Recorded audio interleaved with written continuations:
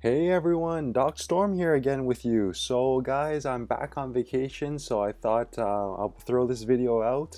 Seems like has been a lot of changes, so why don't we first talk a bit about that, okay? So if we look at some of the cards here, you'll notice that there is an Ice Spirit.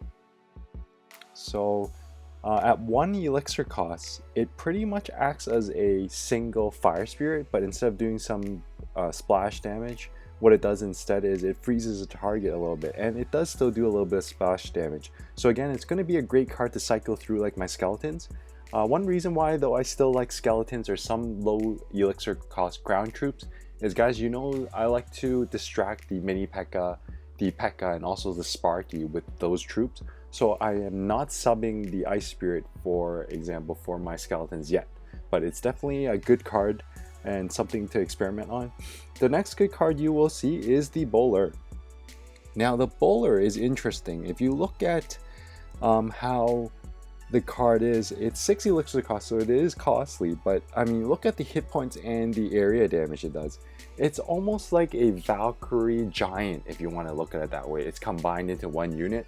And one awesome effect of the Bowler is actually when he bowls the targets, instead of swinging it around like a Valkyrie that does damage around her, what the Bowler does is it does damage in a straight line, but it also pushes characters back. So that's going to be a very valuable thing, and he is excellent at countering spawner decks. Very great, because it pushes the units back, and then while the units advance, it pushes it back again. So look out for the Bowler. You will notice that I have a Sparky here, and I'm trying out the glitch again. I'm in the process, as you guys can see my chest. And one thing is I did get the Sparky out of the magical chest, but guys, let's leave this discussion out of this video. Let's focus on this video first, okay? So very interesting cards that have been out, and then also a lot of changes. So if you guys can see here, they introduce a lot of tournament stuff. Now I'm very excited about that. It gives us, again, more things to do. I haven't started one myself because, as I said, I just got back, but definitely going to try it out and then also let you guys know how it is. Now other things like new cards that are here, as you can see, is the Lumberjack and the Log. Now that's going to be very amazing. I'm going to show you a gameplay video of a Lumberjack deck, and then you guys can see how the Lumberjack acts and also how you can beat the Lumberjack. The second thing is a Log. I don't have a video of the Log yet, but guys, stay tuned for that. But pretty much what the Log does is it's pretty much a 2 elixir cost card, and what it does is sends a rolling log, and the radius is quite large, and it does splash damage towards the unit, and also it pushes units back, similar to the Bowler.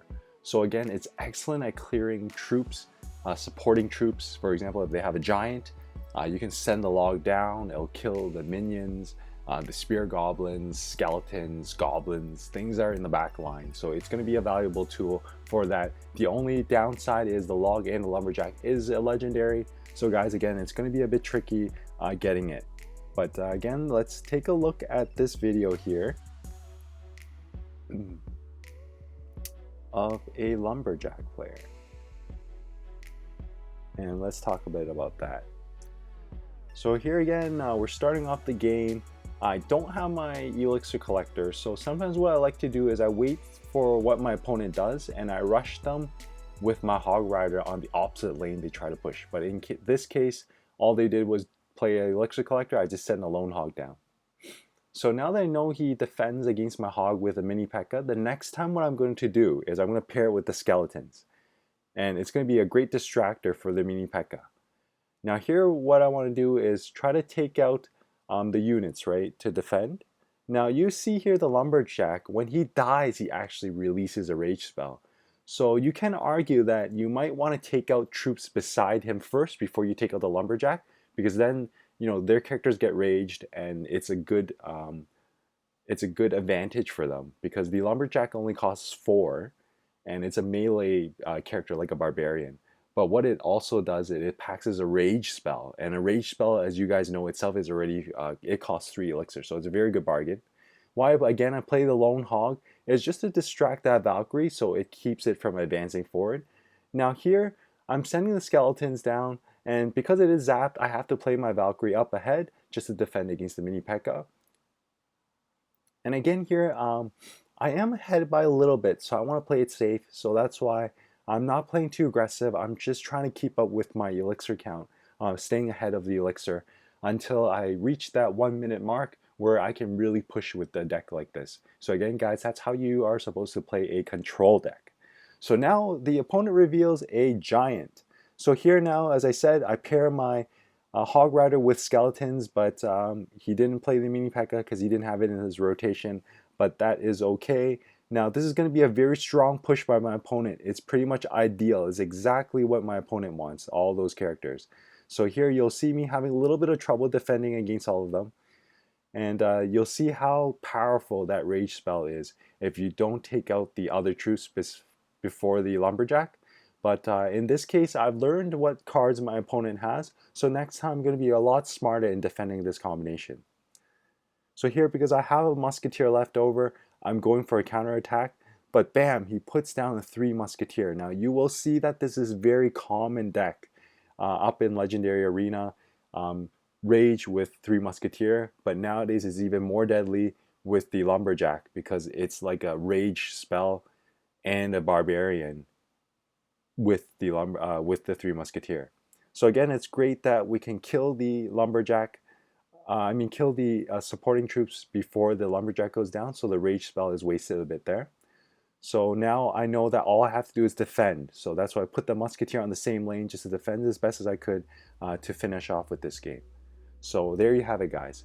So you can see how people use the Lumberjack. Usually they use it in giant decks, 3 Musketeer decks, decks that really benefit from the rage spell, as you can see here. But there's a few ways to counter the Lumberjack. One is you kill the troops around it first before you kill the Lumberjack. That way they're at a elixir deficit actually, because technically they're just playing a bit stronger Barbarian for 4 elixir, which is a waste if they don't utilize the rage spell well. What these opponents do though is they try to play the Lumberjack first. That way the Lumberjack will die before the other troops die. So you just gotta have to manage it properly. My go-to strategy is try to kill off the supporting troops again. So try to get that Valkyrie or some sort of character that does splash damage or heavy damage character, take out their back line, lure the giant, the Lumberjack in the middle just to distract them a little bit, and then you pretty much face them just like any other deck.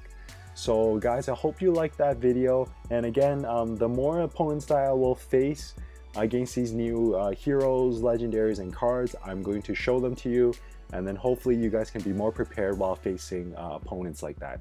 So guys, I hope you liked the first video back, and then just stay tuned for more videos. Take care guys, and clash on.